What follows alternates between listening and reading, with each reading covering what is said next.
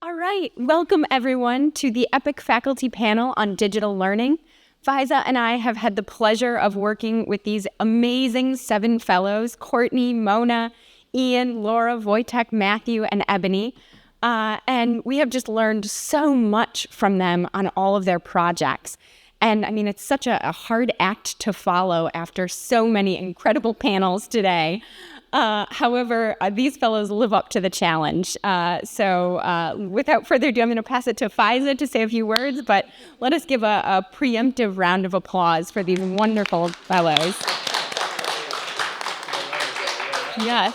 And in the past years, we've recognized that after the symposium, there's just so much energy and there's so much the fellows want to share with regards to their projects, their course materials. They want to maintain connections. They want further collaborations. And in that spirit, we have been working diligently to produce this platform called Epic Connect, and we're very happy to do a soft launch. And our very lovely intern, Irina, is present here. Irina, if you want to give a shout out, she's been working really hard for the past several months. Woo!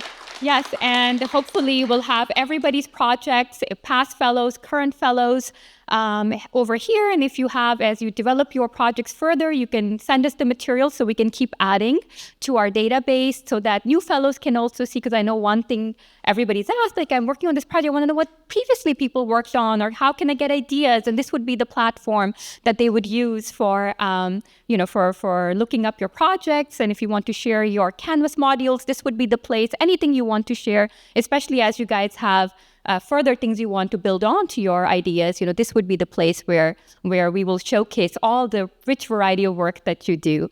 And thank you to Irina, thank you to Stephanie, who couldn't be here today because she's very pregnant and having a baby. But the team has been working really hard on this platform. So with that, we will start our final panel for today. Thank you. And first up, we have Courtney Powers.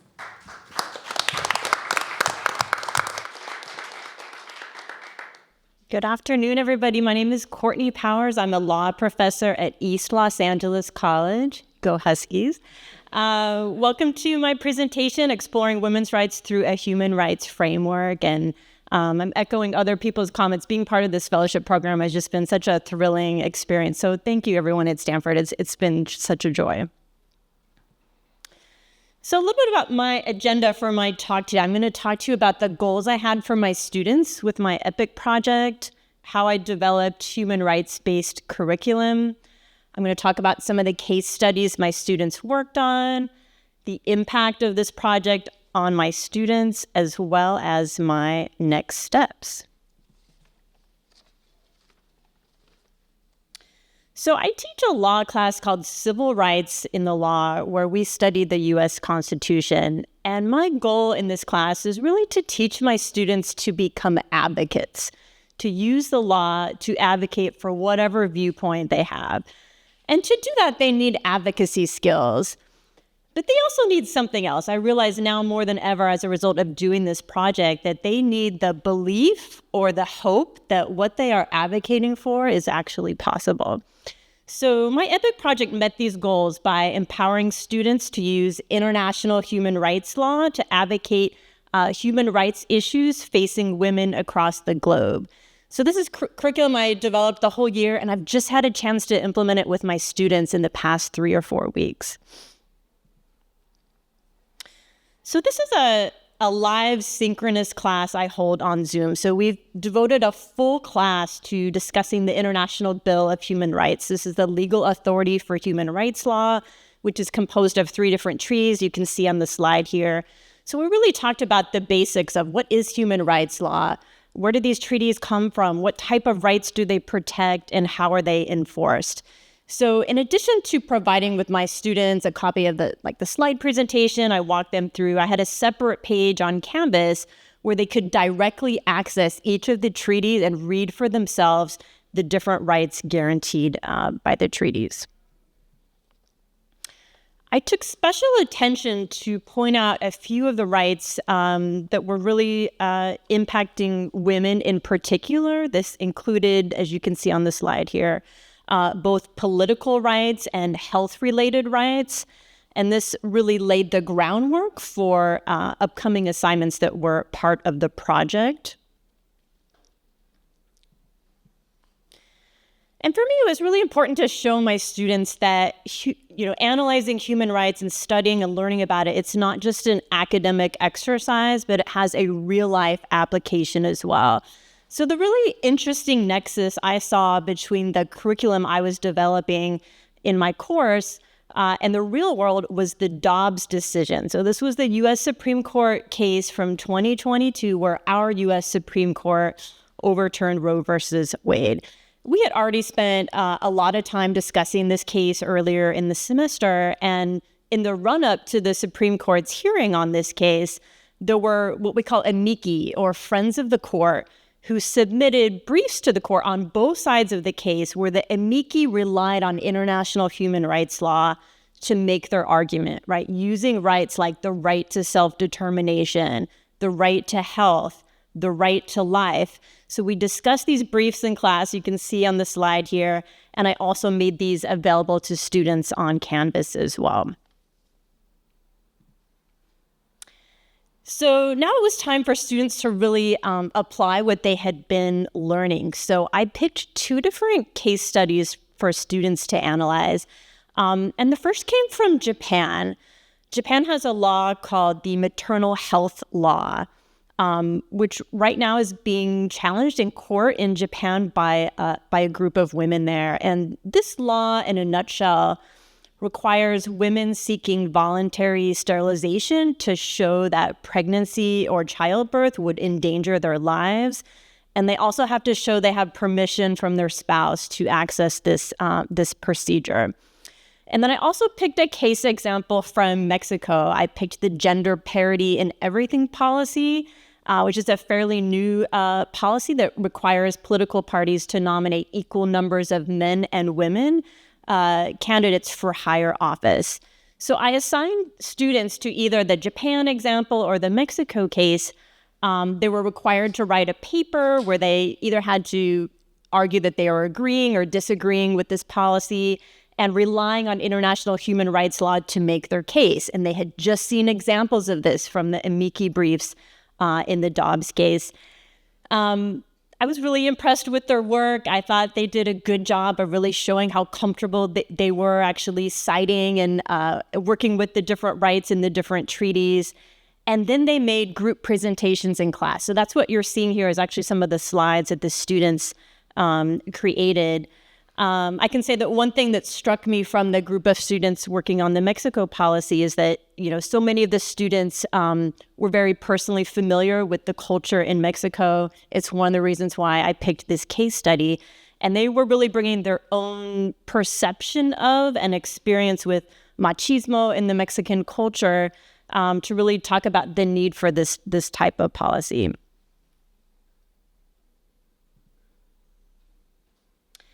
So I think the assignments went a long way in terms of helping my students developing their advocacy skills. But as I mentioned earlier, I think students really need to believe that whatever they're advocating for, whatever change they want to see is actually possible. So I was really fortunate that Fyza and Ellis, my super epic advisors, introduced me to Professor Golika Reddy, who leads the International Human Rights Clinic at the law school at Stanford across campus. And as I met with her and we got to know each other, come to find out she had just written a paper and given a talk about a concept that she calls transformational hope. This is this idea that maintaining the hope and belief in that what you are advocating for is possible can actually help you sustain a long-term advocacy fight and actually can help you overcome challenges. Their work really resonated with me. I always hope I can inspire my students to go to law school, to become advocates in some way. But I also know that most things worth fighting for are really tough and hard battles. So the final assignment for this project is that the students were required to watch her video and apply what they learned from her about transformational hope to something they were advocating for in their own lives, something personal, something local, something political, something legal. And when I introduced this assignment to them in class, I was kind of taken aback at how excited they were. I mean, they started kind of like blowing up the Zoom chat, like, oh my gosh, we can't wait to do this.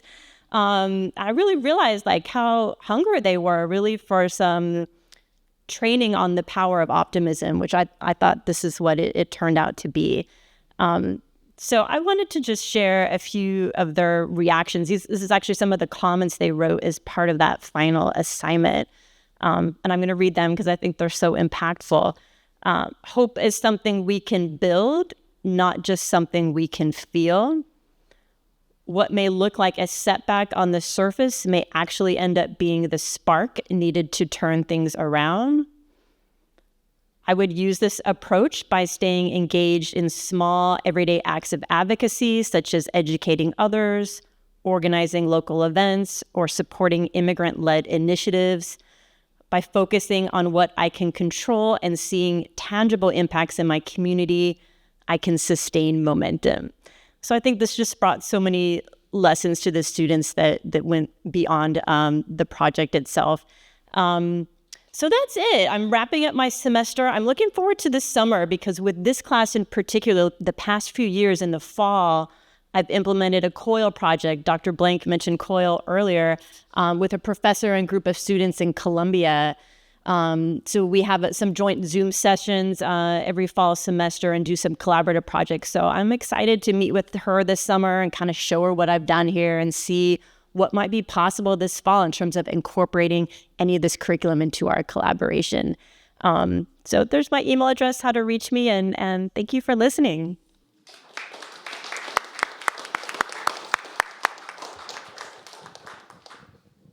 Thank you, Courtney. And now, without further ado, Mona Rawal. Thank you. Good afternoon, everyone. And my name is Mona Rawal. I am a professor for the humanities and a chair for the humanities in the humanities department at the Foothill College, which is not very far from here.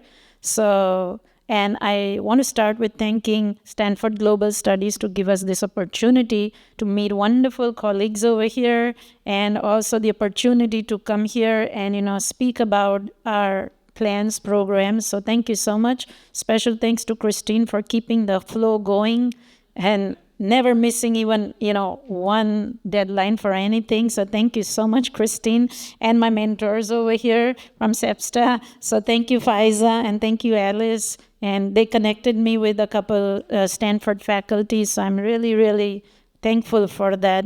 So I'm going to start with my project. A little details about my project. The name of the project presentation is Global Storyscapes and the Intercultural Life of Fairy Tales.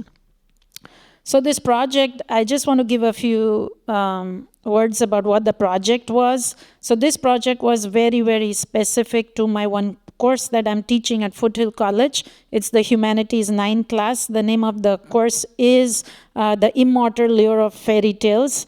And in this class, I wanted to bring a huge amount of diversity, especially when it comes to voices from various cultures, elements of various cultures, values from various cultures, and I wanted my students to identify with the content in the class. And I thought that it would make more sense when I bring diversity in my class. I bring a lot of inclusion in my class, and that's when students would feel more connected to the content in my class. So this particular project was very, very specific to just this one class of mine. So the project was created specially in response to the original way the class course outline of records was written. It was extremely Eurocentric.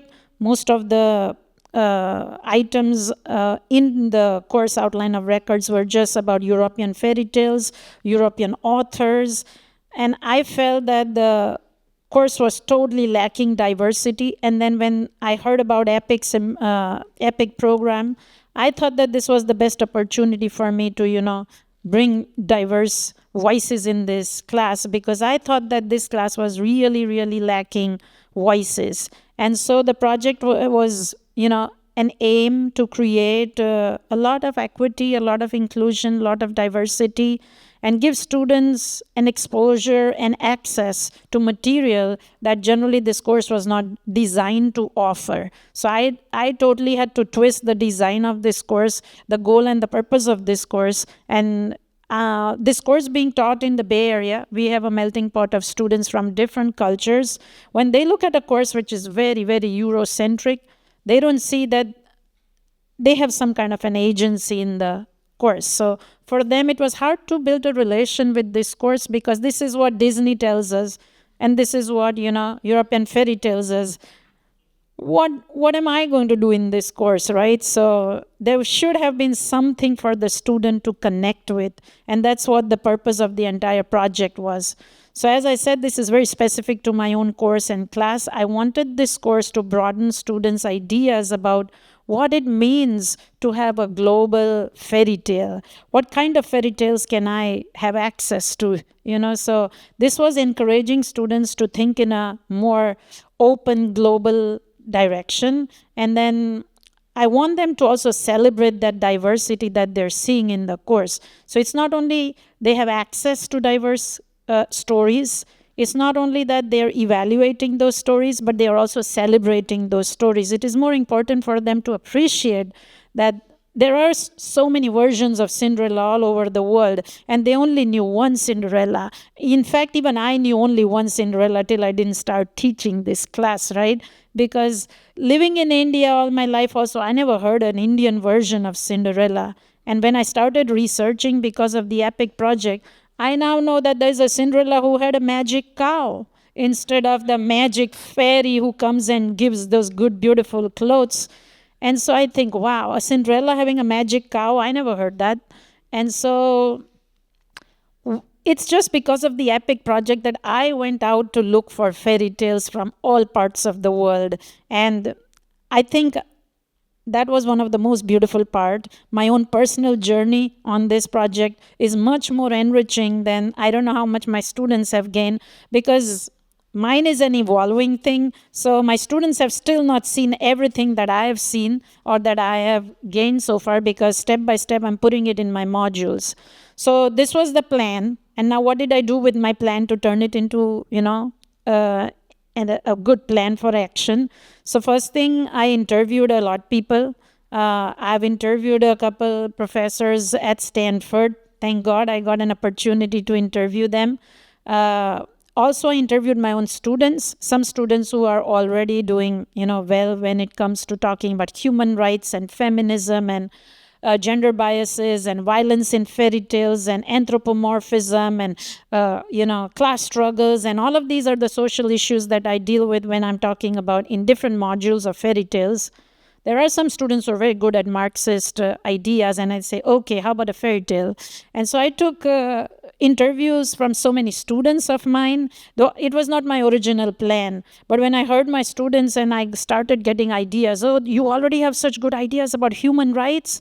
Come, tell about a story also that has human rights and a fairy tale from your country, and let's connect all of the dots and bring a big picture together. So I involved my students in this project, which was not the original plan. I involved a few colleagues, and also I involved Stanford faculty, thank God. And Stanford Library is the savior, I would say, because I've used Stanford Library extensively this whole 1 year. So thank you for that Stanford membership. And I live so close, I used to come personally, get books, physically fill bags and go back home and come. So I think I must have used this library very differently than all the other EPIC fellows. Okay, so in my modules, what did I do? So I'm going to go show a sample module. All of you know Canvas. The dashboard says that what the course is. And my dashboard always had a European fairy over there, if you can see before, and this is after. After I joined the EPIC Symposium, I said, let me first change the picture of the class. The picture tells stories, right? So I put an indigenous American woman over there instead of a white European fairy. So you can see that I have a Native American fairy over here. And it talks volumes also to students. And last quarter, I had an Indian fairy who was totally wearing all the Indian jewelry. And she was in Indian, bright, beautiful clothes, running in a forest in India. And students looked at that, and our concept of fairy is very different. An Indian woman wearing a sari doesn't look like a fairy.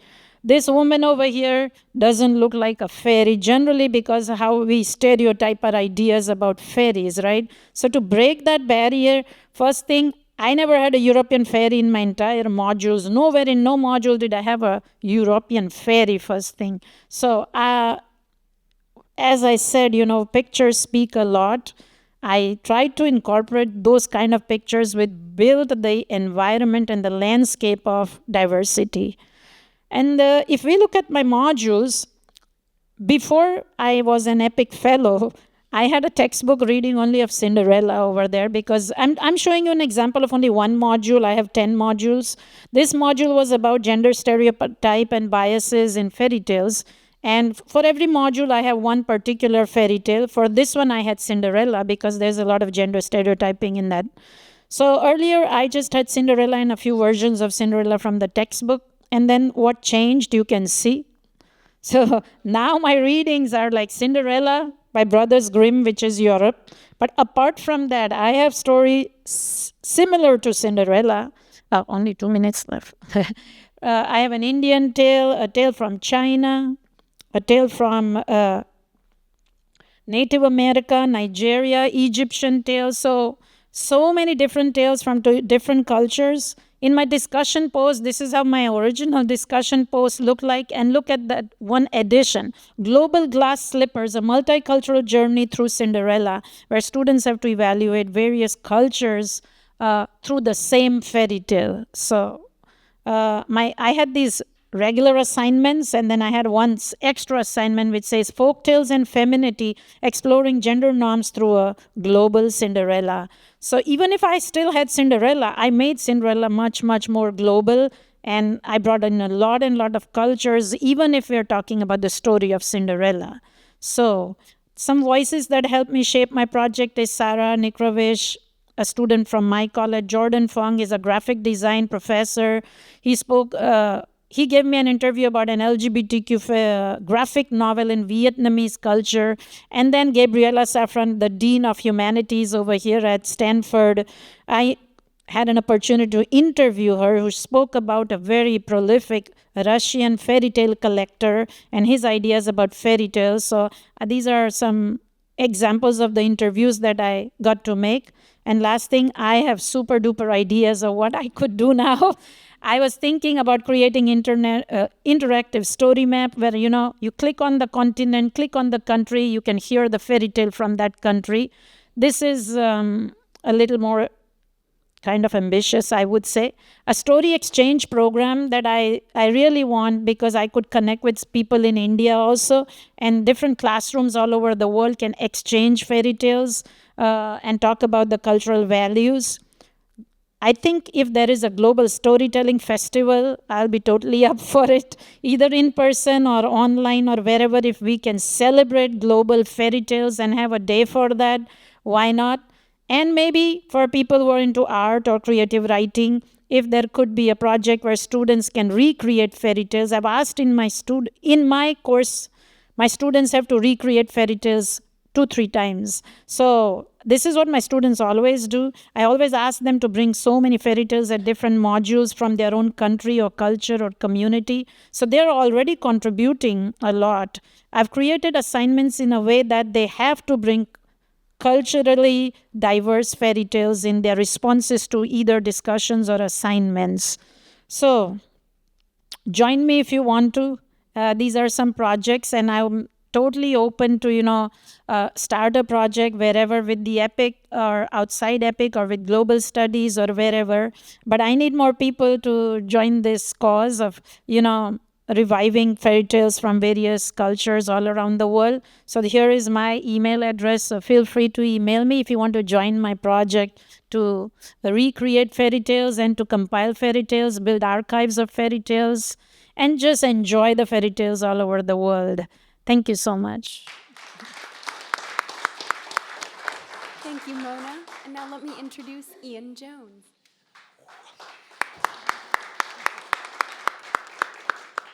Thank you, everybody. That's a hard act to follow.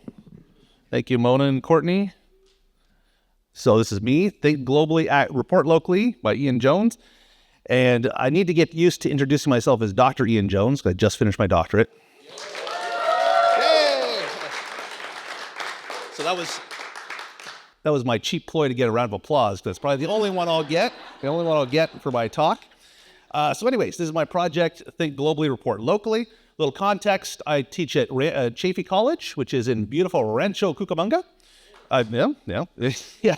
Oh, we have two Chaffey people here, so yeah. Yep. I'm not from the area, so I still love saying that name, Rancho Cucamonga. It's got those comedy Ks. We're a school of about 30,000 students, if you can include everybody online, all our different campuses. But we have a very small journalism program. Seriously, I am the only person. I'm the only professor. We don't even have an adjunct right now. It's just me. We have journalism 10, 11, and then we have journalism 30 and 31, which are our practicum courses, which is what I'm going to talk about mostly today, right? So we have a very small program, but we punch above our weight, I like to think. We get a lot of fellowships. My students are currently doing a fellowship with the Journal of Philanthropy, and so that should be a lot of fun. But anyways, my students a couple years ago were working on another fellowship with California Humanities, which we heard from Elvin has been decimated by a certain administration I won't name, but no more California Humanities for my students, which sucks. But a couple years ago, they were doing a fellowship with this group, and they were working on a series of stories about undocumented students at Chaffey College. And they did a great job. They turned in a series of wonderful stories. So no shade on my students. But while they were working on this, I saw this great opportunity, right? This kind of like missed opportunity to connect what they're talking about to larger issues, right? We heard from Francisco earlier about the deep history of migration in our country being tied to things that happened 4 years ago and all these larger global issues. We heard from Lisa earlier too about climate change, right? And climate change is driving migration. So we have all these giant global stories that are, connected to these local stories. And my students just didn't have the opportunity to make those connections, didn't have the opportunity, didn't have the resources. So that's what I wanted to do with my EPIC project, was my Think Globally, Report Locally project. This is an assignment I created for my students. I was able to do this last semester with my Journalism 30 students, my practicum students. I had a very small elite group of 7 students. For some reason, my college let it run with 7 students, so it was great. And so the assignment, the initial sentence of the assignment reads, your team will embark on a semester-long journalism project that explores the intersection of local and global narratives. By investigating a local issue through a global lens, you will develop a deep understanding of complex issues, enhance your journalistic skills, and contribute to the public discourse. Of course, there's a lot more to the assignment. They had to do a whole bunch of things throughout the semester, but it was what I was calling their big story. So this is the practicum class. So they were working on the school paper, getting credit for that. And so they turned in I think it was 5 stories plus this big story. So it's a lot of like public-facing work they were doing. There were a lot of small parts of this. One of the things we did at the beginning of the semester was do some brainstorming, of course. Think about okay, what can we work on for stories? And my students broke into 3 groups, and they came up with these 3 different projects. One was focusing on study abroad programs, particularly for community college students, which a lot of people have talked about today.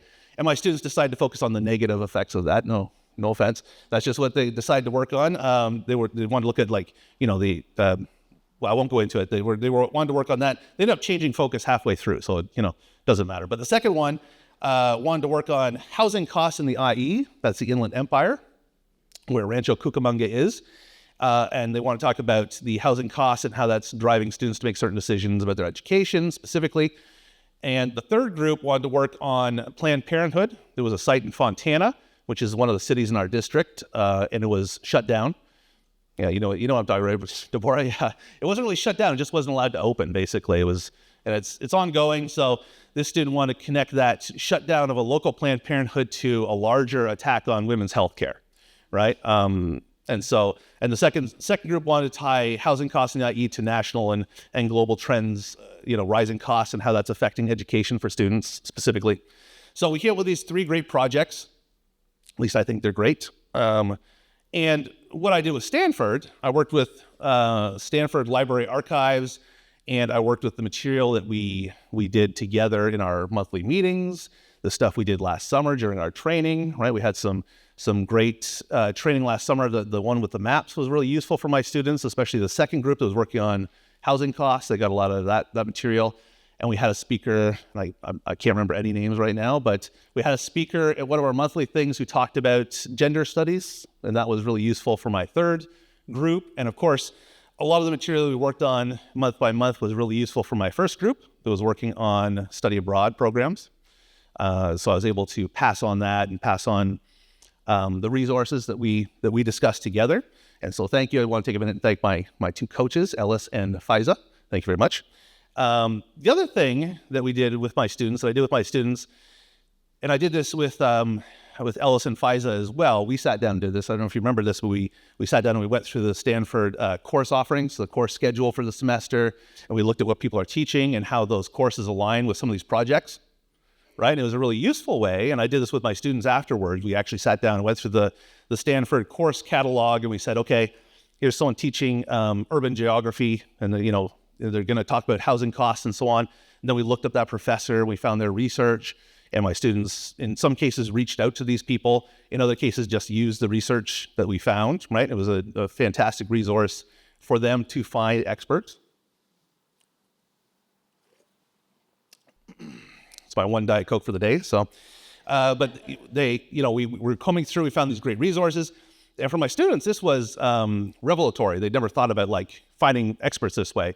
And, Stanford has a certain cachet in the name. So when they were finding these experts that they could then tap into, this was really useful for their projects and really helped them connect, what they were working on with these larger projects. I also surveyed my students afterwards because I did this assignment last semester.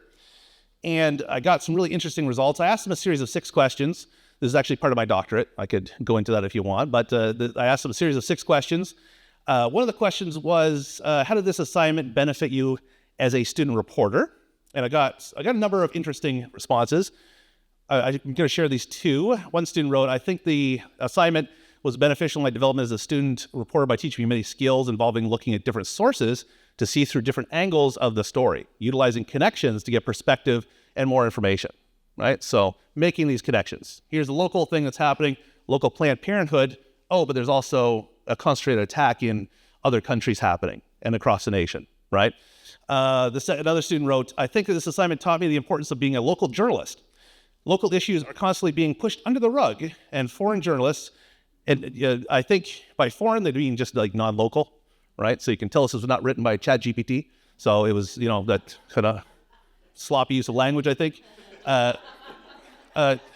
Non-local journalists had little to no reason to report on them. Learning about resources used to discover these issues is another skill I've gained from this assignment, and I've opened my eyes to the various newsworthy stories within my community which no one is properly informed on, which I thought was I couldn't have written that better myself, right? And so I think that's a wonderful way of thinking about what I wanted to get out of this with my students is showing them that something that seems isolated, seems maybe trivial in your neighborhood is actually part of a larger thing, right? There's actually a global connection you can make here. I also asked my students, how do you think this assignment was beneficial in your development as a researcher? Because this is a kind of research-heavy assignment for journalism students, right? And one student wrote, be exposed to resources like the Wayback Machine, which they use for their project, and Stanford Archives have left me to wonder what other information is publicly available. I have become hyper-aware of how journalists were obtaining what seemed like classified information in hopes to emulate these practices. For example, I have discovered that websites like Zillow and the USPS publicize their statistics, which is helpful for stories that discuss inflation or migration trends. Yeah, and that came directly out of using research from a Stanford professor. We found their research, and they were using data from Zillow and USPS. And so that was eye-opening for that student. The last one I chose, I think the big story, that's what I was calling it, was helpful in developing my research skills. I never really researched anything in school until now. And that sentence was like, wow, okay, that's wild. Where I had to cross-reference multiple stories and see if the info tracks across the articles. And so that was my favorite feedback I got from students. So that they'd never done research like that, where you're connecting, global and local issues. So that was nice. So for the future, I want to do this assignment again. I wanted to do it again this semester, but the class was canceled because they only had 4 students. So they wouldn't let it run. They let it run with 7, but not with 4. So I told you it's a very small department. So I already have 15 students signed up for the fall. So So I'm going to run it, this time I'm going to run it with a solutions journalism angle, which could be useful for some of the other projects that I've heard people talking about. And I plan to use this material that I generate to create an OER text, which I already have the funds to write, so I'll be writing that in the next year or so. It's going to be an OER text for Journalism 30, the practicum course. And I'd hope to find a way to use this when I start teaching at the California Institute for Med, which I'm doing in the fall. We're starting a journalism program. So that's it. Thank you. The QR code is for the paper. If you want to look at the Breeze paper, that's my student's paper. That link will take you directly to the stories about the undocumented students, but you can just go to the regular paper from there. So thank you. Thank you, Ian. And let us all give one more round of applause for this entire panel. Courtney, Mona, Ian. And now we'll open it up to some questions. Thank you. I was speaking with Ian before about just wanting to mercilessly borrow from everybody's projects for my own classes. So I will be doing that with all of your projects. They all sound excellent. I guess I had a question for Mona about, what constitutes a fairy tale? Because, I think of thinking of my own, how I would do this with, Guatemala is known for having a lot of myths. I'm not sure. I'm wondering if they would fit within the context of a fairy tale, or so I was just wondering if you had a working definition of that, and yeah. So. Hello.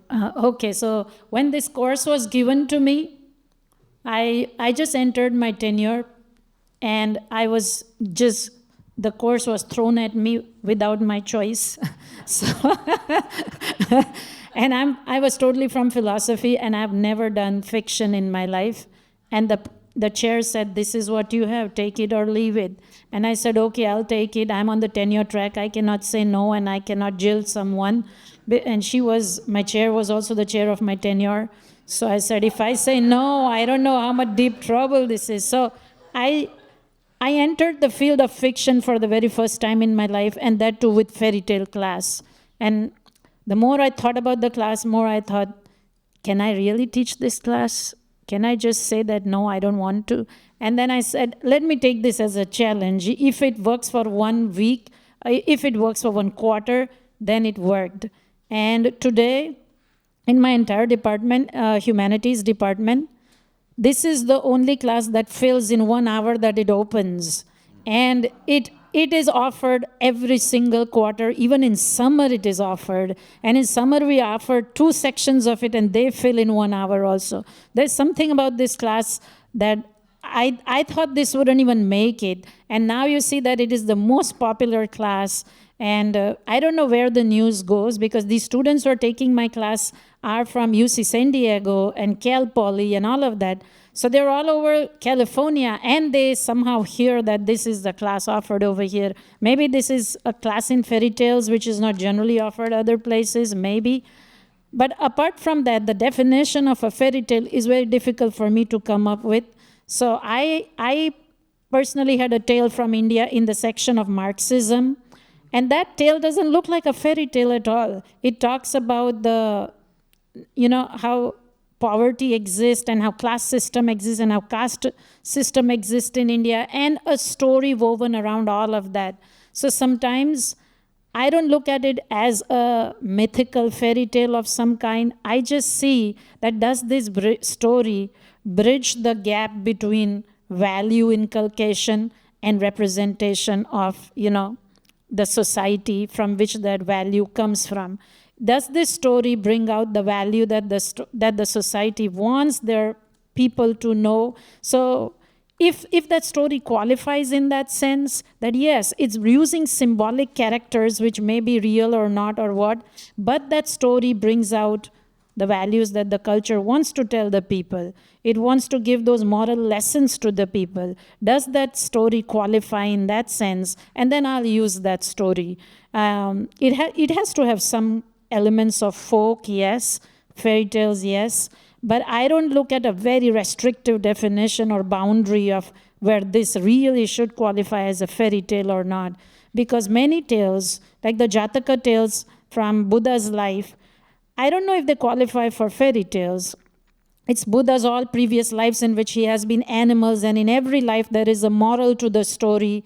Those, like Aesop's fables, these stories are so rich in so many cultures, right? Like in the Iranian culture, you have the Rustam and Sorab series. All of these series, and there are so many such series all over the world, and they don't look like typical fairy tales, but they bring about the virtues of the society. And I think that rich tapestry that it brings to the audiences is what qualifies it to come to my course. So I myself don't have a very good definition of what qualifies as a fairy tale. I think that was an excellent definition. Thank you. So when does registration open? It's already dead now. All right, I think we have time for one or two more questions. Anyone?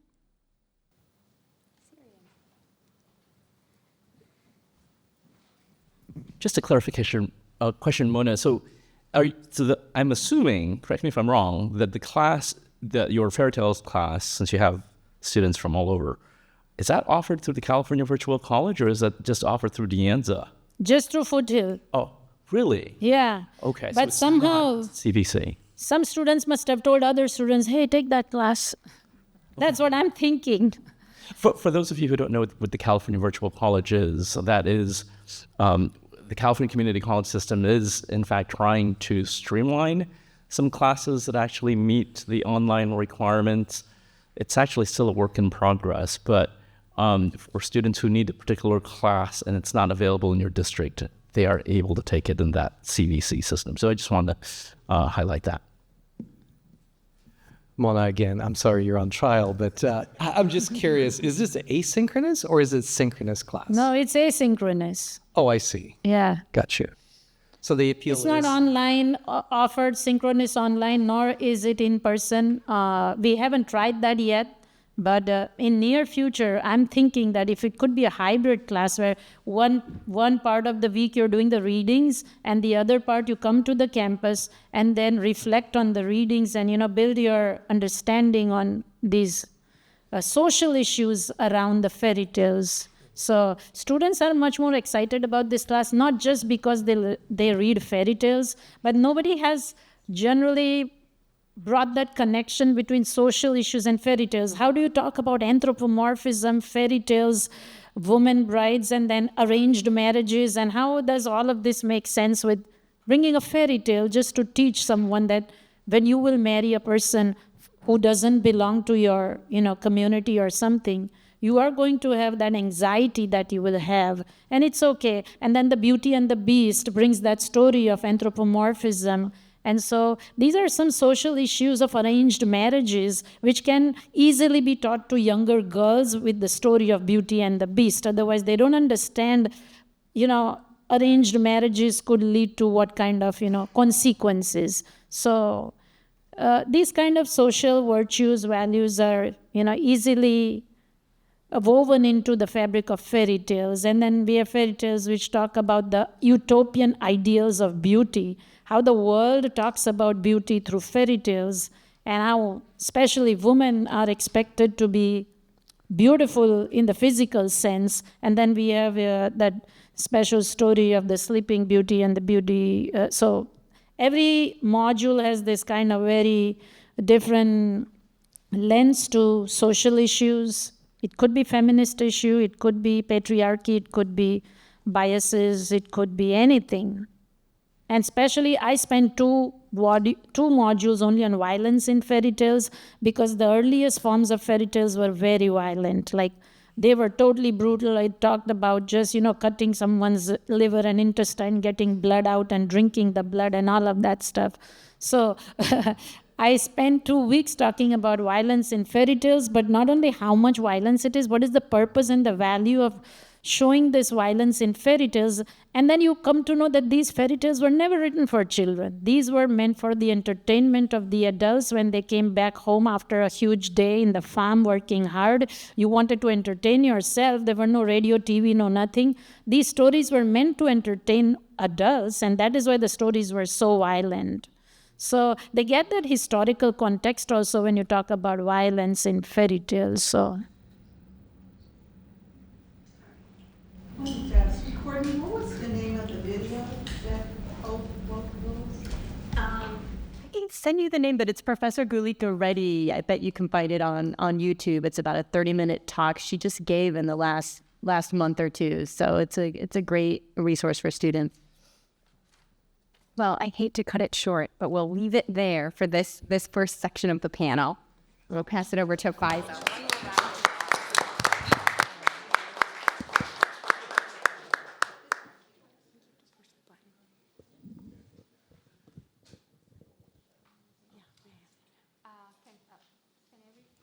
Hello? Okay, yes, great.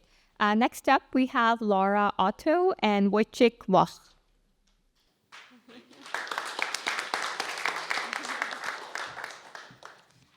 Hi, everyone. My name is Laura Otto. I'm a professor of English and chair of the Technical Communication Program at College of Lake County in Grayslake, Illinois. And I'm Dr. Voytek Wloch, SIO, Senior International Officer and Director of Global Engagement at that same College of Lake County.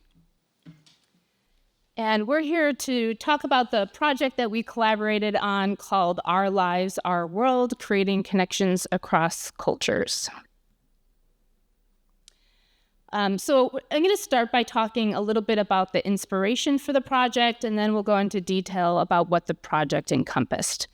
So as we emerge from the pandemic, we noticed that our students are still having trouble kind of communicating. That's one of the things that they talk about in the classroom, how challenging it is to communicate, feeling like they're part of a community. They still feel kind of isolated. And miscommunication, misinformation fuels social, political polarization.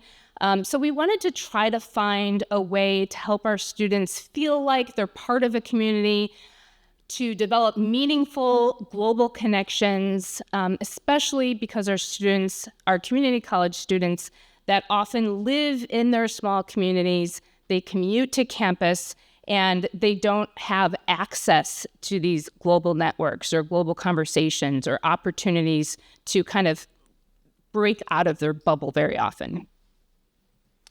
And we know that one of the most effective ways of getting exposed to otherness and to other cultures is by means of getting on the plane and going there and engaging in person directly, right? For the college students, it's usually through study abroad programs, short-term, long-term faculty-led, etc., etc.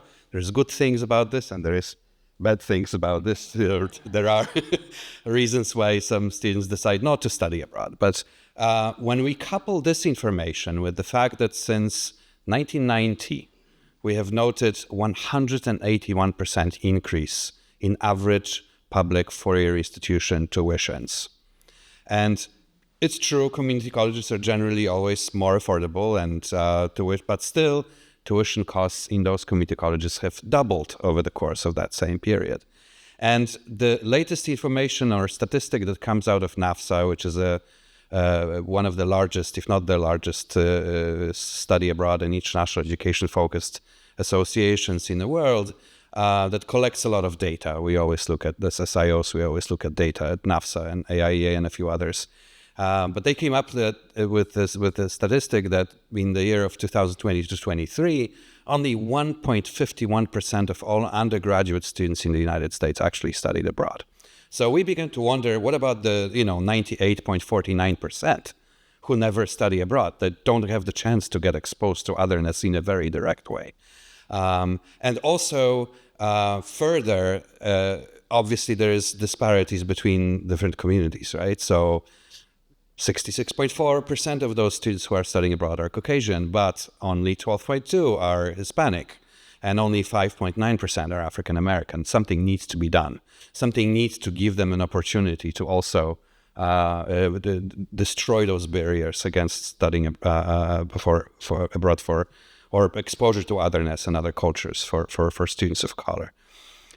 So what we also looked at was, because ultimately college students, be it 4-year or 2-year students, are getting ready for professions, for professional life, professional work. And that same NAFSA also was interested in finding out what it is, soft skills, hard skills, that employers are actually seeking in college graduate students. And so equally as valued were the soft skills that include communication, creative thinking, problem solving, were equally as highly valued as those hard skills of what knowledge you come to your work environment with. And so NAFSA developed and came up with a number of soft skill words, and we juxtaposed them against the global skill words.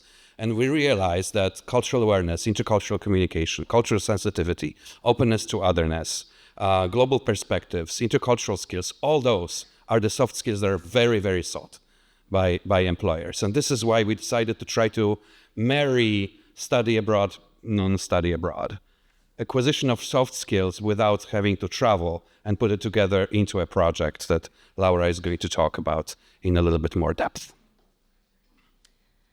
Yeah, so we wanted to develop a way, how could we help our students who just can't study abroad? They can't afford to, logistically they can't, their parents, gain those important skills and cross-cultural experiences. So we developed Our Lives, Our World, creating connections across cultures. And what we do is we pair students from our home college, College of Lake County, with students in classrooms from our international peer institutions to interview one another on Zoom, talk about different topics that are kind of developed by the instructor ahead of time, and write about one another. So rather than writing their own personal narratives about themselves, they are writing the narrative of their peer international partner.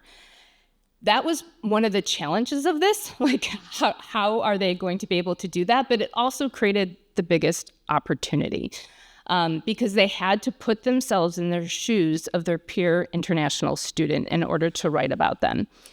So our goal is for students to learn more about one another, their daily lives, their goals, their hardships, what they've experienced, but also, most importantly, just develop an appreciation for cultures that are outside of their own. What you see here is a screenshot from the website that we developed. So they write about one another and they post it on the Our Lives website, and that QR code links to the website. So like I mentioned, students interview one another on Zoom, facilitated by instructors. So we've had 2 trial classes, and we had instructors as part of those conversations. We send them into breakout rooms. We do a lot of preparation ahead of time. We worked with the instructors from our partner international universities to develop a prompt because we thought if we just put our students on a Zoom call, they're just gonna like stare at each other with blank faces and not know what to talk about. So we did do preparation. So we had a couple prompts in my creative writing class, which was the first pilot project. Students shared a photo of a place that's meaningful to them. So the prompt had to be simple enough where they could understand one another because there were some language barriers, but also establish common ground. So by having a picture, there's something they could talk about, there's something they could research and learn more about. We also needed to find a way for these students to continue the conversation outside of the Zoom call. In order to write about it, speaking for an hour or 2 on a Zoom call just wasn't enough. They needed to follow up in that communication. And we wanted them to develop these relationships that could continue. So we had to figure out a way how to do that outside of our Canvas platform because we couldn't invite our international students onto our campus platform. So we used a project management tool called Basecamp, which is used widely in corporate spaces. But it's free if anyone's interested for educators and students. And what's great about it, it's relatively simple and easy to use. So it was accessible for both our internal students as well as our international students. But it's simple enough where you could do everything you need to do and easily understand it. So the students could chat. They could set up a time to chat in real time.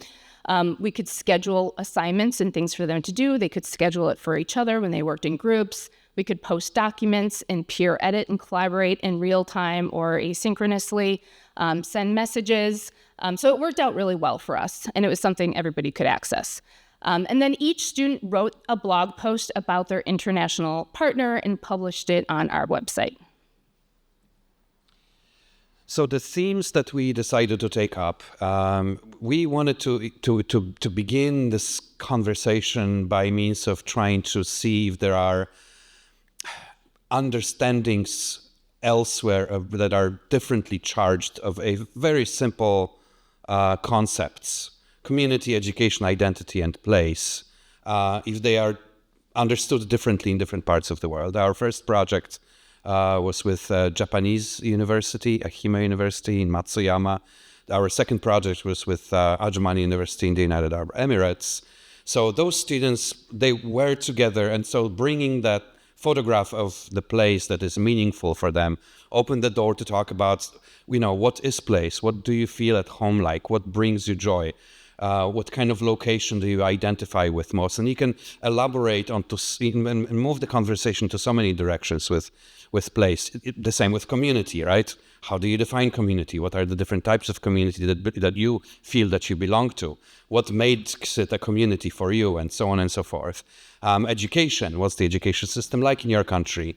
What does it mean to you to get educated? Do you get up the social ladder, or do you get, better connections through the same peer environment, right? So different means and different levels of education mean different things around the world. And identity, of course, what are your personal values? What's the most important? What is your moral compass like? What is important to you? What shaped you into becoming who you are today, and so on and so forth. So these themes are for now. When we talk about the future, we're going to be expanding these a little bit, of course. But we thought that these ones were simple enough, but also expandable enough to try to get the deeper understanding of how individual cultures understand the simple concepts. And how during a conversation you can actually negotiate it with your peers from other parts of the world. Yeah, so as Voytek mentioned, we piloted 2 classes so far. My creative writing class in the fall with Ahime University in Matsuyama, Japan. And this spring, an anthropology professor piloted our second project with Ajman University in the United Arab Emirates. And this summer, we have a faculty member who is leading a study abroad trip to Matsuyama, who will be sharing haikus. I guess it's the birthplace of the haiku. So they'll be posting haikus that they will write with their international students on the website. These are some of the photos that the students shared with one another. That little house that looks like a hub is a bakery in Matsuyama. And what was really fun is just to see the pictures, actually, and of the different places that they shared. So my students focused on place. I talk a lot in my creative writing class about setting and the importance of setting as character and how our setting develops us as people and humans. So that really made sense. The cultural anthropology professor used a prompt where the student shared a photo of a cultural artifact that had personal or cultural significance. So it could be an object or food or clothing. And then the students shared those and talked about the significance of those objects. So obviously the benefits are very clear. They are together for a few hours and then they continue the conversations online. So they do develop relationships around the world. So gaining skills in those global competency without leaving the country, communicating across cultures with people of similar age, lasting friendships and relationships online, personal development skills, getting a broader understanding of and awareness of issues, and just the fact that people understand similar things or obvious things in a different way around the world already is a mind-opening practice. Active listening, critical thinking, all of these skills are developed. We're going to be finding a way or looking for a way to actually measure acquisition of those, but then empathy, cross-cultural adaptability, creativity, sensitivity, storytelling, of course, and multimodal compositions are some of those benefits. And here is Laura talking about impact. I'll also add to that. I think it's really important that the students published online and that this was available to the public, even if those stories weren't perfect. Because for many of them, it was their first time actually publishing for an audience, and they had that kind of public audience in mind. But once they did, they were able to share it with family members and friends and kind of see it like actually alive. And, having, it gives them purpose and meaning, and it just kind of upped the stakes a little bit in terms of the assignment. That was like a really cool experience for them. So just a couple testimonials from students. I think I was a little worried going into this. I'm like, how am I going to teach them how to do all these things in a few weeks? And are they even going to care? Are they going to be bored? Or what's going to happen in these conversations? But I was surprised by how much they got out of it. So one student, Giovanni, said he developed a deeper appreciation for life growing up in Japan and how it differs from his own experiences. He was able to, get a fresh perspective on a lifestyle that feels worlds apart from my own. I think for all of my students, this was the first time they had ever had a conversation like this. They were very nervous going into it, but afterwards they felt excited and energized and ready to kind of continue those conversations.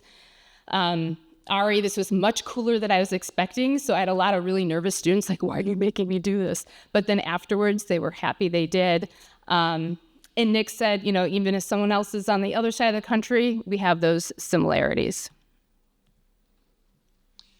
So the challenges that we faced and will most certainly continue facing throughout the project is language barriers. Of course, some of the students that we're talking about were trying to express themselves, and we knew they wanted to say more, but they just didn't have the language. Time differences, of course. Ours was early in the morning, while it was already getting close to evening in Japan. The time difference between Chicago and Matsuyama is 14 hours.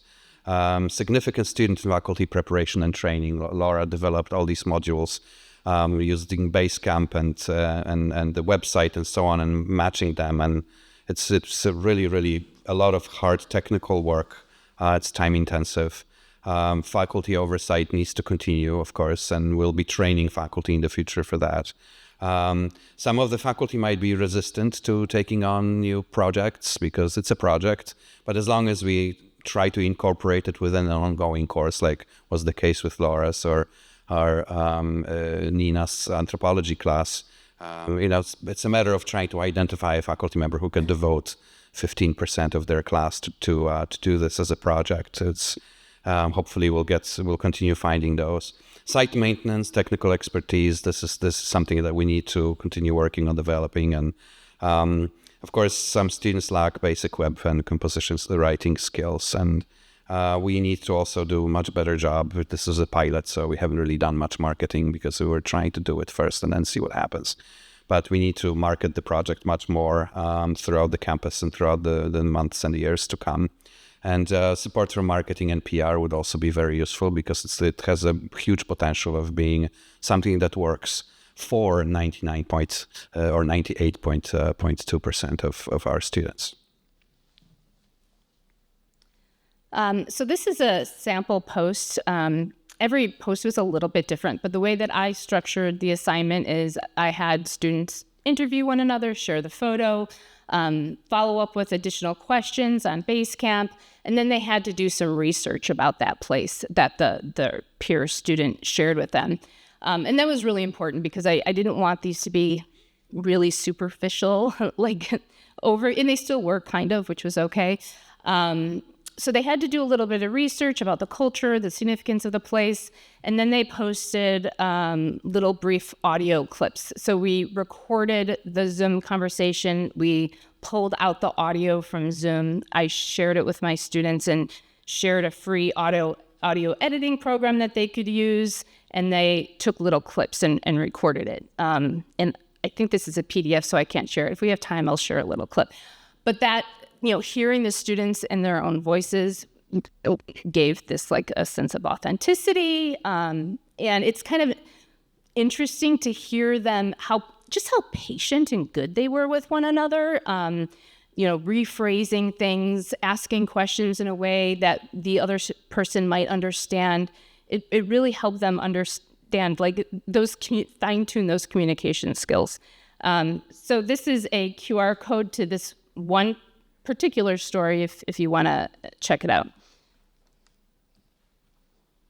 So alluded to it briefly as far as future goals are concerned. This project is not tied to any particular class, right? So we need to have an oversight from the Department of Global Engagement as an institutional office that is established for that purpose of internationalizing the campus, and so consequently this topic will continue living in my class, and my job will be to continue identifying faculty every semester who will try to push it forward and make it alive. So, and then of course continuing to expand the reach, because we really want to reach to as many students and faculty as it is only possible. We would also like to begin interviewing, or not interviewing, but incorporating video, not just audio clips from those meetings, so that students not only can hear their own voices, but also see each other and one another.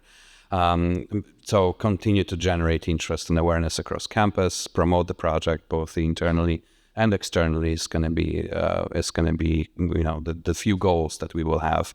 Luckily for us, there is buy-in on campus. My college has just approved my goal of curriculum internationalization as the main focal point for the entire academic year next year. So I will be building a lot of that, and hopefully it will gain some momentum, and we'll get to hear more voices from more students from more countries interacting with one another and talking about stuff that is important to them, and help them grow and be open to otherness as much as we can in these contemporary day and age. I feel that it's so important. Thank you so much.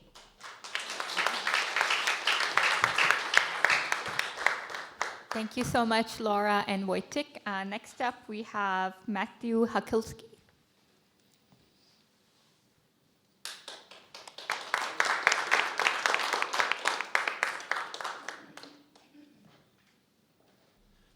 Thank you, Laura and Voytek, for your presentation, and thank you all for being here at the symposium. I hope the other panelists and fellows will forgive me if I say that here at EPIC, we save the best presentation for last, but I am not that last presentation. Hello, everyone. My name is Matthew Hacholski. I am a world historian. I teach for and represent Santa Ana College, and my project is focusing on building digital videos, videography. And really, it's post-COVID. It's really been an era in which not just simply online education, but digital education has flourished across the entire world. And as a world historian, I really wanted to build up my digital curriculum a great deal more. And that's what I utilized this project to do.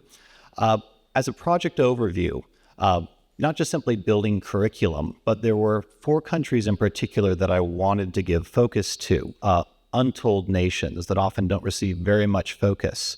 And those are Cambodia, Kazakhstan, Tanzania, and Indonesia. And it was really quite helpful here at Hoover, or I should say here at Stanford, because the Hoover Institute, its collections are quite extensive on all 4 of these nations, and it really provided me with an entire harvest of material to go over and produce these videos with. At the same time, I was expanding my own digital skills, particularly with the software Adobe Premiere Pro. And for this presentation, I felt pulled in 3 different directions. First was to talk to you about the technical tools that I learned to utilize.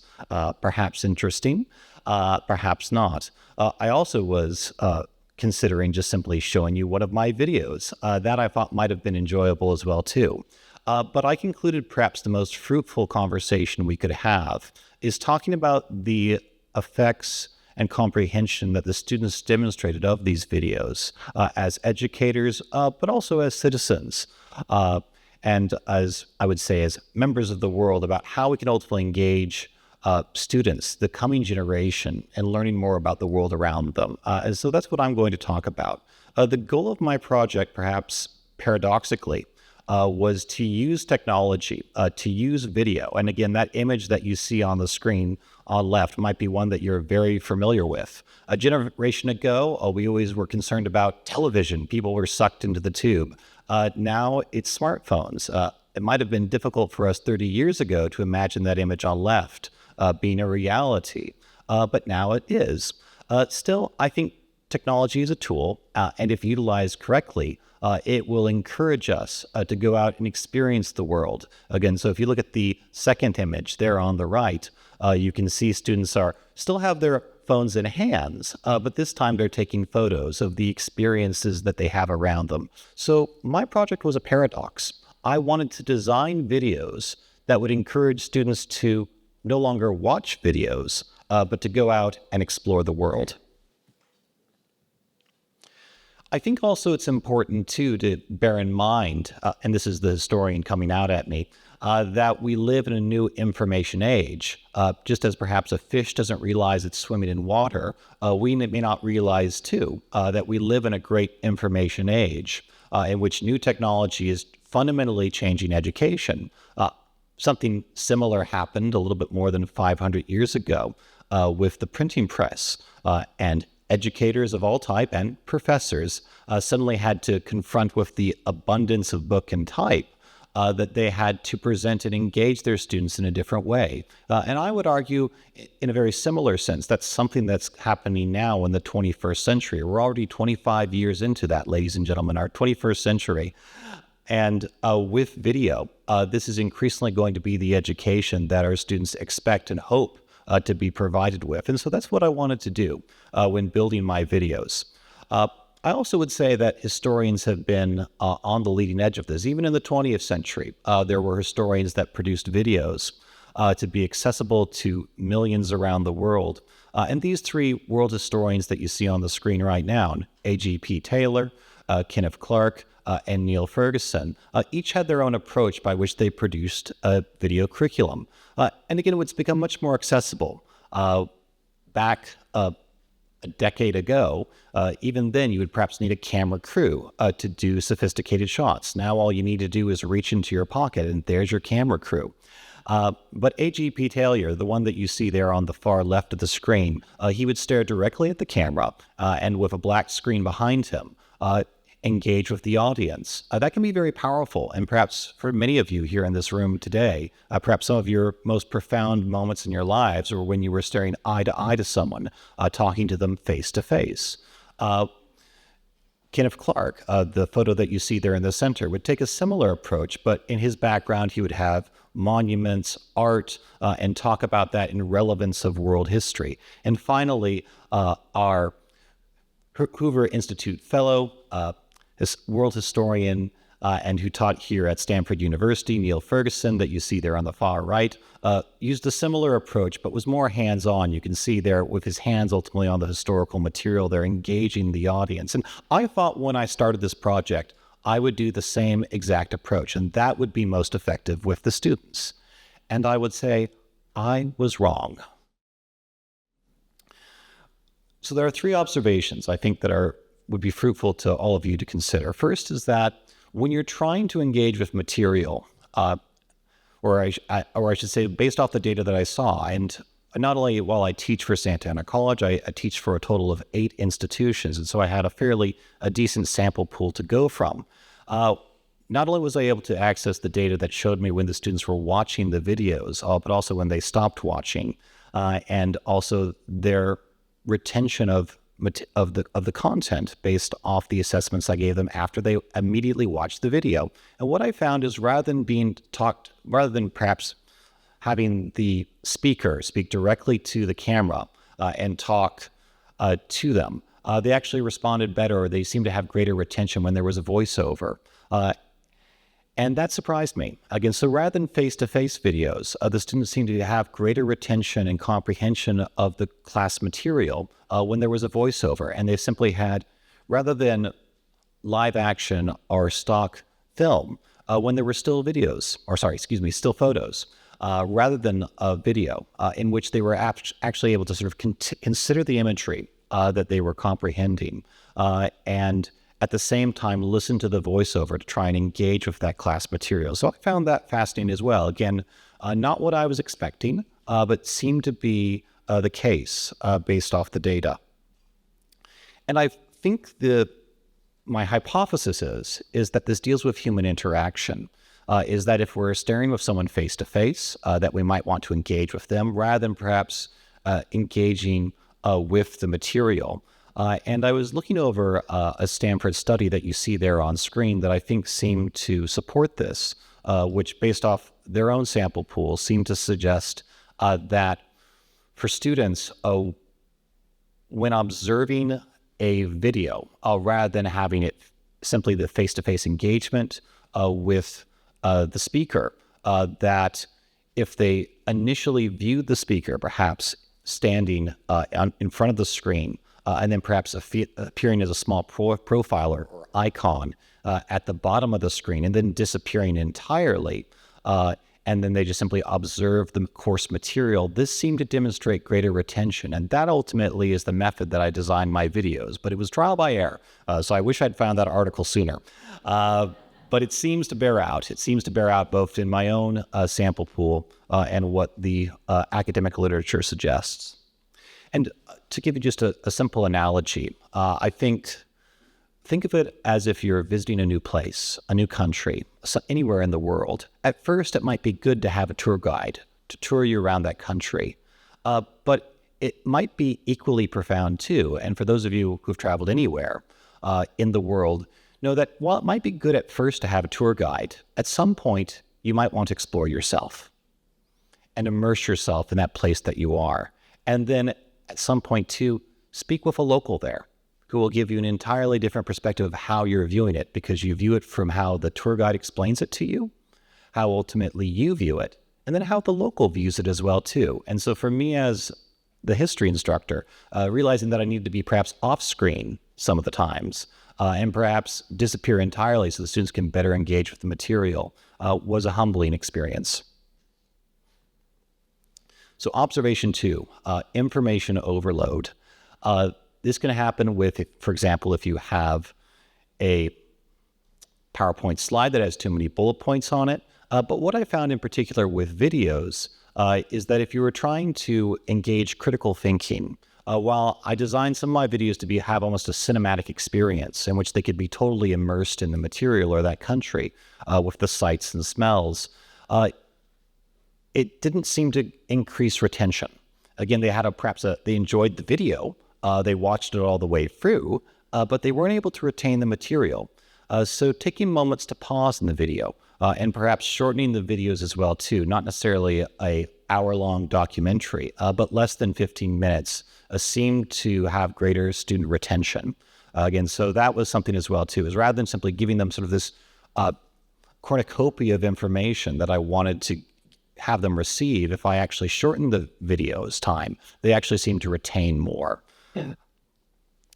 And I think also interestingly as well too, is that trying to have still images within, or even live action video that acted as a call to action, not to encourage them to necessarily watch another video, but to want to try to engage with that material. So something that didn't tap into their senses of sight or hearing, but ultimately with touch or smell, seemed to be more receptive. So if I showed a still image of perhaps a steaming piece of local cuisine, or if I showed something that seemed to gives sort of an impression of smell, like perfume, this seemed to ultimately have greater retention. And at least as far as the students seemed to spark a desire for them to want to visit that particular country. So again, having a call to action within the video, I think was something as well too I thought was notable. So keep it simple. And observation 3, this is just my perspective as the video creator and editor, is perhaps the challenge of editing. In the past, once the paper was printed, once the movie was cut, and once the broadcast was released, that was it. But now you can always go back and re-edit again, and re-edit again. And so I think present editing can have a great powerful effect in that you can constantly update your curriculum, but also can be a bit of a challenge as well too. I'd also say that it seems to be indicative of that. I think in the coming generations, not only that there's a demand for online curriculum and digital curriculum, but that there is going to be a focus on video curriculum is coming forward. This is going to be another skill that I think will be expected of teachers and educators to get credentialed in the decades to come. And it'll be just as expected as for them to produce class content that can be accessed by paper or presented by lecture. This, I think, is increasingly a skill that all educators are going to have to consider. I'd also say, too, that there's the limits of time. You're only confined by your own willingness to put in the effort to produce those videos as to whether or not how their quality will be. Perfect. Yeah, perfect is the enemy of the good. Thank you, everyone. Oh, okay, great. All right, thank you so much, Matthew. Next up, we have Eboni Mathis. Hello, everyone. I have to log in really quick. I gotta go there. Yeah.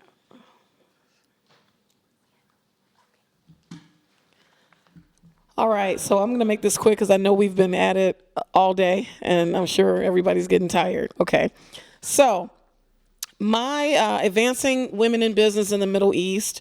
I decided to create a class, modules that deals with how best to do that. And so, as you can see, Module 1 kicks off with leadership and empowerment, how to help women in the Middle East see themselves as leaders, as well as to empower them to go on and break down any glass ceilings that exist. Also looking at Module 2, entrepreneurship and business planning. What I found in my work, and I'm going to explain how this topic came together later, is that through entrepreneurship, there's great opportunities for women to advance by just simply doing their own thing and how best to do that. Networking and mentoring, the value of connecting with other women who are doing big things in the world, in the Middle East, as well as encouraging them to connect with women over here in the West, in America in particular, and having that support so that they can build relationships that lead to their advancement. Self-branding, we hear a lot about branding and how that's important. A lot of times as women, we tend to be very humble. We don't want to brag about what we do. And even myself, I've had to stop doing that, stop downplaying myself and say, no, even with Stanford, yep, everybody's going to know about this Stanford journey on Facebook and in the workplace. It actually led to my tenure, but also just letting women know that it's okay to brand and brag about yourself. Because if you don't do it, the society is already ready to minimize you. Work life and well-being balance. Yes, you may have children, a husband, you may have family that you have to look out for, but how are you able to advance and still be the woman of the household that you are expected to be, and it's okay to still be in those roles while you're advancing. Also the value of the men in the family and the community. What I've learned is that over in these particular cultures in the Middle East, men are very powerful and influential in their role to women and how they value and respect their decision. So that's the husbands, the fathers, brothers, and uncles. If they're not on board, a lot of these women will not be on board with trying to advance if these figures are not supportive. And so we don't want to minimize the fact that they do value the men in their family and their community, but how do we work with them to let them see that it takes a village and they're included in that village to help these women advance? And also we'll take all of those modules, have a capstone project, discussions where they get to come up with a white paper of best practices, recommendations on how to help women advance. And so I want to go back to the start of this class. So what I'm looking at doing is a special topics class. I already talked to my dean about it.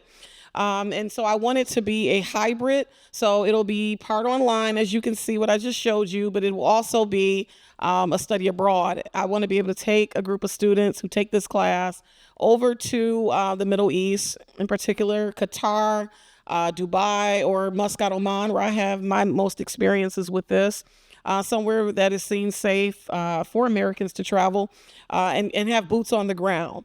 and so that they can have observation, interview women in real time, interview the men over there in real time to find out how best to help women advance and bring awareness, because their capstone project will be to take all of the discussion activities that they will have on these best practices and recommendations, as well as their time over in the Middle East, and bring that back into a white paper of recommendations. And so they will start a campaign, and I will encourage them to have a campaign of how to promote this topic, how to get the world to see women in the Middle East as valuable and having something really big to offer in business. And so as you can see in this picture, how this topic came about, that is myself with my students. We were in Muscat, Oman. And I'll tell you a quick story. I traveled there. I took my very first boots on the ground international teaching experience in Muscat, Oman through a partnership with the university that I was teaching at with Modern School of Business over in Muscat, Oman. And so these women, they were so excited to see me as their professor because they were used to the professors being men in the program. It was an MBA class. And so, of course, they invited me out for a girls' day, and I went. The men, I could tell in my class, would segregate themselves. And so the women quickly gravitated to me.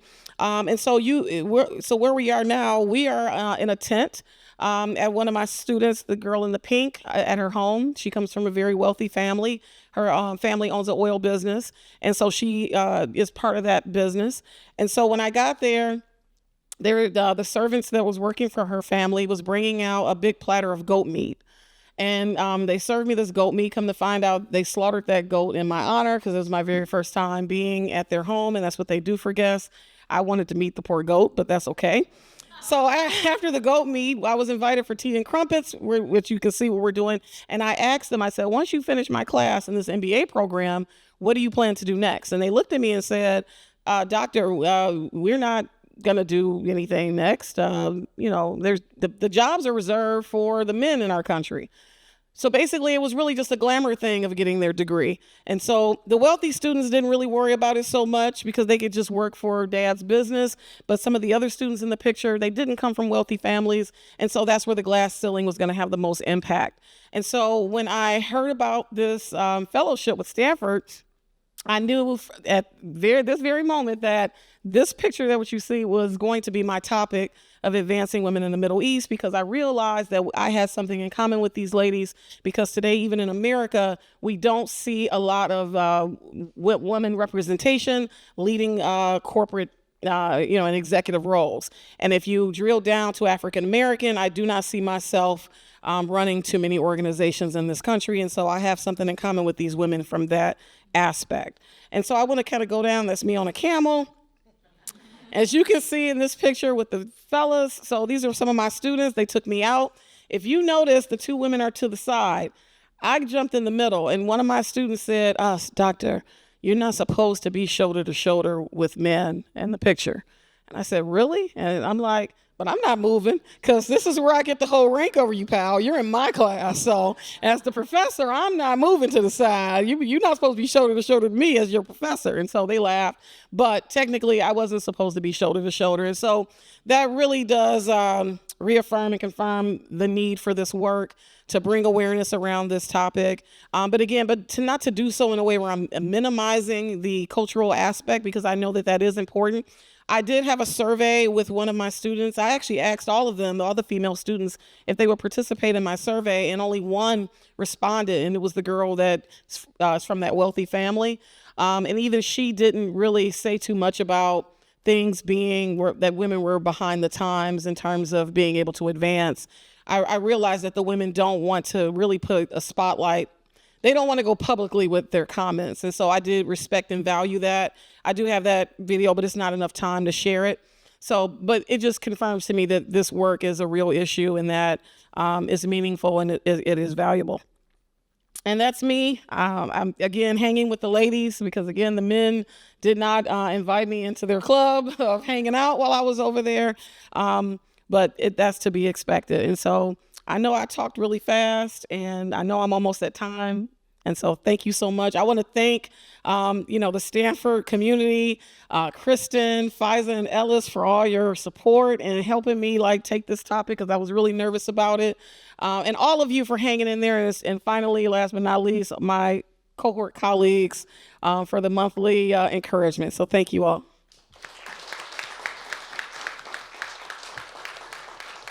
Thank you so much, Mona. Sorry, Ebony. Now we have a couple of minutes for Q&A. Any questions? All right.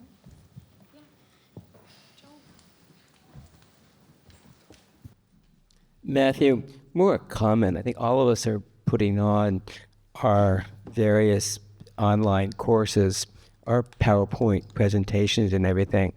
And I think to make it really accessible to our students, I've always used a variety of mediums. So for example, when I teach the international system, the history of the international system, I have artwork, I have music. For example, when I talk about the French Revolution, there's a link to the Marseillaise. When I talk about idealism, there's a link to John Lennon's Imagine. And then I have actual questions, how does John Lennon's Imagine relate to, fantasy in the international system? So, and then I have questions for all my PowerPoint slides as well. But I think making our slides as important as possible. And I also have political cartoons, and that's something that just, the students, oh my God, there's a cartoon that has to do with a period of history, but it brings it alive. And you're talking about the 1960s or 1980s. I think that's something that I think makes it more accessible to our students than just having this PowerPoint slide with this narrator in the back. You're exactly right, Joel. And maybe I wasn't clear, but you have to use a variety of modalities when you're creating videos. So again, whether it's music, whether it's art, whether it's a short clip from a podcast, you're presenting them with sources within the video.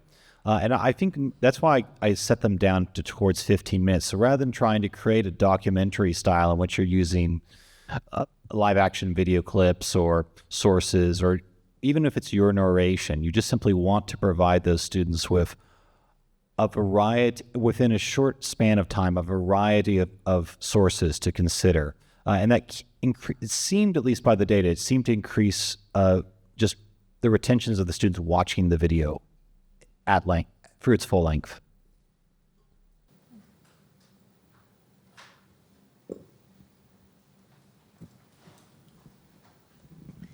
Thank you for all the presentations, CESTA group. I have a couple of different questions for different folks, so I'll start with the questions for Laura and Voytek. One of the biggest questions I had was about the partner institutions. How did you make those partnerships? Was it already something that was around prior to the work that you were doing, and then developing some of that? Like if we wanted to try and do some of that ourselves or at our own institutions, like any suggestions for cultivating those things? So from the Director of Global Engagement perspective, this is what we do, right? We facilitate establishing formal relationships with equivalent or similar higher education institutions around the world. These particular ones were interestingly developed before I came to CLC in 2023 were by faculty members and the Global Engagement Committee of the CLC using the IDEAS grant. So the first IDEAS grant went to China. That partnership did not work out, did not survive the pandemic. But the partnership that with another IDEAS grant developed the partnership with Ehime University in Japan survived and is very well. And right now the one with Ajman University that was also developed with the IDEAS grant a few years back is thriving in an additional way because we're actually coiling with their faculty members on top of this project.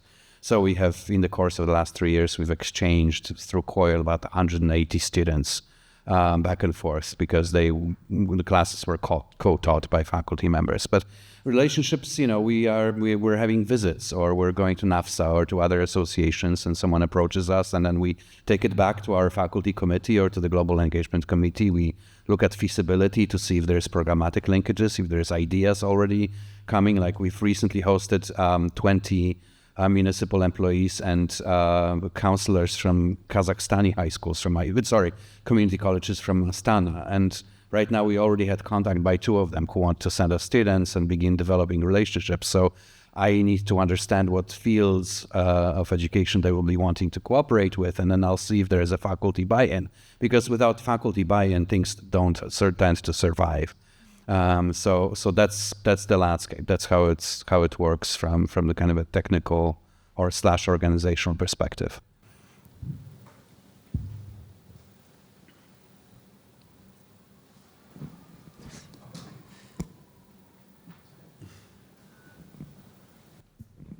Thank you. Great presentations. I have also a question for Laura and Voytek. My first question is, how long did it take to develop that website in terms of man-hour and effort? And then the second question is, how scalable or how easy could this be used by other institutions? And are you willing to share the website? Yeah, that's a great question. So I have a background in web writing and I teach web writing at the college. So fortunately, I had those skills, and it didn't. I don't know how. A lot of it was the planning. Like, what are we going to call it? What are the categories going to be? How is this going to work? And then a little bit of like finessing. So it doesn't take that long. We use WordPress, which is open source software. I created last summer a series of training videos that I posted to a module, just walking it through step by step. So here's how you access the site. Here's how you create a post. Here's how you add a title. Basic web writing strategies like short paragraphs. Here's how to add a picture, crop a picture. So that took a lot of time just to create those resources that I could then share with people. I would say the challenge will be moving forward is, I think sharing this, like those little basics with other faculty who might not have ever done this before can be a little bit difficult because students will, they're posting to the public, right? And it's representing our college. So you really need faculty members. You do need that oversight. You don't want to, limit their free speech, but you have to be careful about what they're posting. Make sure it's, there's nothing that they're posting crazy things. So what was your other part of the question? How long did it take to develop? And how long did it take? Yeah. So WordPress is used by a majority of organizations and companies throughout the world. So it can get as big as you want it to get. And we started with, we'd self-hosted. So we started with like a package that has like small enough where it's fine for now. But then as it grows and we add more content, we can kind of upgrade. But it's relatively affordable. 40, 50, 10 to $20 a month for hosting right now, which is nothing. The biggest cost is that time and labor in terms of having someone who's willing to provide that oversight. Yeah, and to answer the scalability question and involving other institutions as potential partners, we need to get comfortable with this first, right? We've just created it. I haven't really learned the technicalities of it. Laura, does not have a course release to continue working on this and, continuously. So I will have to take over, look for other faculty members. So there is a lot that needs to be still done, but I would want to say within the next year, as this project, becomes part of the modus operandi of my office in a regular way, we'll be trying to scale it. And definitely first by introducing it to other institutions that we will be signing agreements with. I actually am thinking of including this participation in this project already on the MOU level. That's one of the bullet points on the MOU that we are expected, if you want to partner with us, this is what we're expecting that your institution will engage with us on. But we're not bringing in 5 or 10 institutions per year. We're very strategic in how we build it. So it's going to take time. But I think that between now and a year from now, we will be much more fluent and consequently much more open in inviting other people to the conversation and to the production process. And I'd be happy to share resources with you if you want to. I'll give you my email. Yeah, let's just have 1 or 2 more questions. Just want to do a quick comment first for Laura and Voytek. I just went to the website and I really liked it because already I was clicking on some of the beautiful photos, and it was just really beautiful. I think it's also very translatable for a lot of our colleges to do these types of assignments. So I just wanted to thank you for that. I do have a question for Eboni. So I'm very curious in terms of the study abroad portion that you're envisioning. What do you anticipate some of like the collaborations looking like with the students at your college and also the students at various other colleges in the Middle East? Well, I envision it being where, number one, we have to find a host institution that would be willing to sponsor us coming over there so that we could get access to other students. I also envision it being a collaboration with the business community over there, because in my research, I found about 10 organizations that is involved with this work, where they are trying to help women advance either in business or even in just in a cultural perspective. And so hopefully with the Stanford name on there, I'm able to get some doors open. And but yeah, so if we have some collaborations and with some hosting sites, that'll get us the access. And so I'm hoping that the students will get to envision for themselves and see, by having boots on the ground, what's happening, and find ways to make recommendations based on things that they learn from the actual students over there, the way I did. And so it's still a work in progress. And I know Modern College of Business over there. I have some networks that that's going to be my first target, and they also have housing there. So it's going to be really interesting to see when the students are actually living over there for a week or two, just what they're able to pick up and influences they can make. Thank you. Just one more question, maybe. You know what? I just want to say thank you, Jessica. You asked my question for Eboni. I want to make a comment. First of all, Matt, I think the work that you're doing is very important in our discipline, in history. I think that there has to be a way for us to continue to encourage our students to really look at history in a more creative way and understand it meaningfully. So you're doing a great job in this project. I remember you telling me about that in the beginning. For Eboni, I remember we were in the front of the Hoover Institution, and you were telling me about this passion. And Jessica asked my question, but I just wanted to encourage you to keep doing it because it's so important, especially for the women in the Middle East. Knowing that I do have a lot of women that I know in that area that is looking for representation when it comes to having a meaningful faculty teaching them the way. So just making that comment for you. Thank you so much. I appreciate that. Okay, maybe we can have one more over here. Last quick one. Sorry, yeah, thank you. It's also a question directed at Matthew, but maybe a general question also is thinking about like our positionality as we do some of this work in global studies.